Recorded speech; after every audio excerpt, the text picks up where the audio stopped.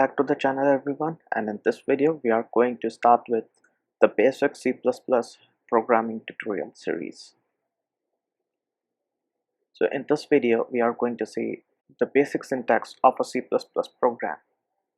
Now for those who are familiar with C programming language, C++ will be easier for you, at least in the beginning, although there are some new concepts in C++ that you need to learn which are different from C language. If you know C language, you will be doing better at C++ in the beginning, and it will be very easy for you. To begin with, here I have opened Visual Studio Code, a code editor. Any code editor you can use. First, I will start by creating a file here. You need to open any folder from File and clicking on Open. Then from here, you need to click on New File. So the new file will be created in that folder. So I'm going to name it as basic.cpp. Okay, the C++ file. Now here we have a basic C++ file. I'm going to write here include IO stream, which is input output stream. Then we will write here using namespace std, which means we are saying that we are using standard namespace.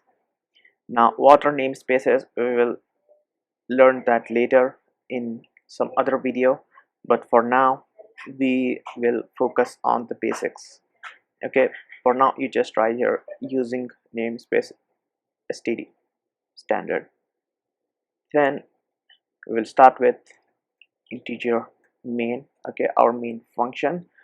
This is similar to what we have in our C programming language, and this is going to return value 0. To show the basic text on the console screen, we will write here cout welcome to C++ programming, and here I will write end L, which basically means end line. Save it. Now to run this, I will open terminal. On this operating system, to run this, the basic command here is make basic.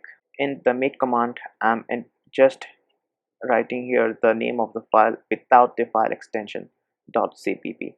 And if you open this terminal within your Visual Studio Code, you will see that it is opening in the folder. Okay, the default folder is opened here. The terminal is in working directory basic. Fine. And here you can see the output file here basic, so I'm just going to run that. If you're on Windows, it is going to be basic.exe, somewhat like that. Now you can see in the output screen that it says welcome to C programming tutorial, and you can see that it moved to a new line because we have our end L here. Now the other way is I can use here new line, again make basic.cpp or make basic, then run it. You will see the same result here. So that's how we can write a very basic CPP or C++ program which shows simple output on the screen.